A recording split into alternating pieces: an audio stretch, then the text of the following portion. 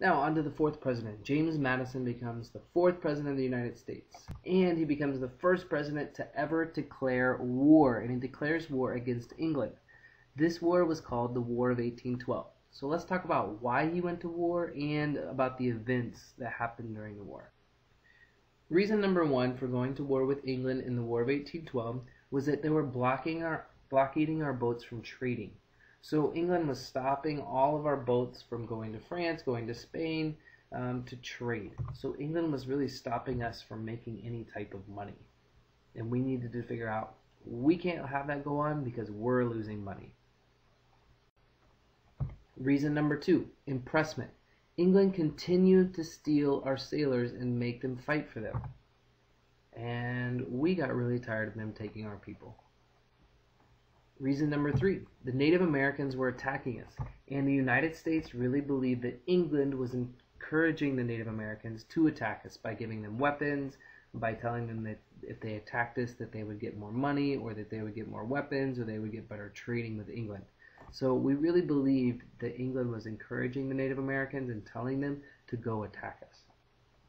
The fourth and final reason to go to war with England was people called the Warhawks. This was Henry Clay, John C. Calhoun. Warhawks were like people who really wanted to go to war with England. They thought it was the best foreign policy, the best idea, the best plan was just to go to war, get done with it. We had already beat them once, we could beat them again. And they really encouraged the government and other people to want to go to war. So that was really the fourth reason why we ended up going to war. So because of these four reasons, Madison declares war in 1812. And so England ends up actually attacking us first. So let's look at the events of the war. Just remember, England attacks us. In England's first attack, they invade Washington, D.C., okay, and they burn down the White House. They burn it down. When they were hoping that by burning down the White House, we'd be like, okay, we give up, we quit, you guys are stronger than us. Of course, that's not what happened, but that's what they were hoping for. And luckily, before the White House was burned down, James Madison's wife, Dolly Madison, saved the very first painting of Washington, George Washington. And she ripped it off the walls, and she took it with her as she ran away before the White House was burned down.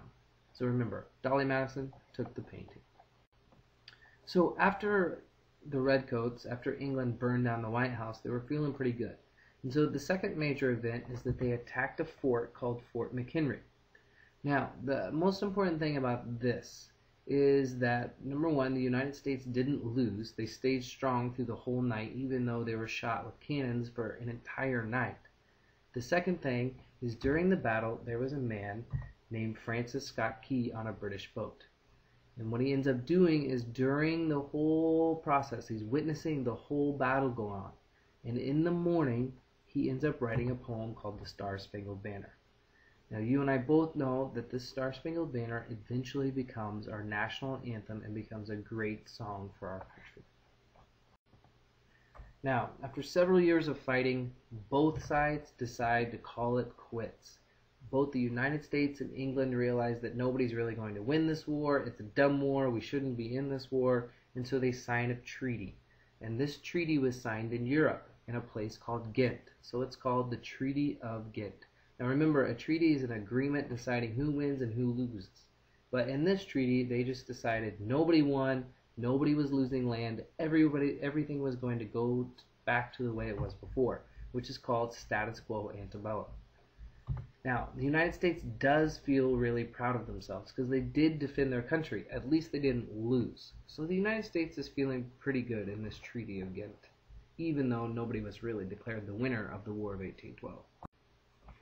Now, the sad thing about transportation back there and the mail system is that you didn't have text messages or email, so you couldn't get the news very fast. So sadly, the Treaty of Ghent was signed in Europe, and it took 2 months to get the word to the troops that the war was over.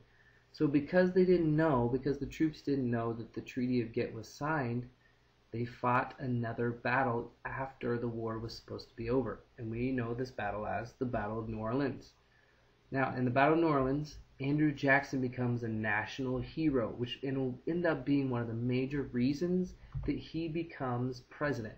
is because he fought so strongly and so bravely and led his troops so well here, he becomes a hero in the United States in the Battle of New Orleans. Now, the War of 1812 ended in a draw, so nobody really won.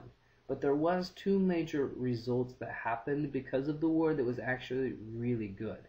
The first major result to be known as is the era of good feelings.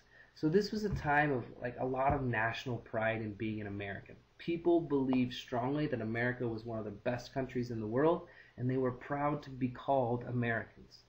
Also, because of the War of 1812, we couldn't use England's factories. So for this whole time, since the Revolutionary War all the way up to the War of 1812, we were still sending stuff to England to use their factories to make products.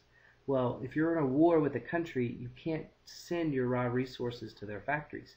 So the war made America become more independent, more on our own in building factories, in manufacturing, and in industry, which will eventually lead to the Industrial Revolution and a total change in the United States of America.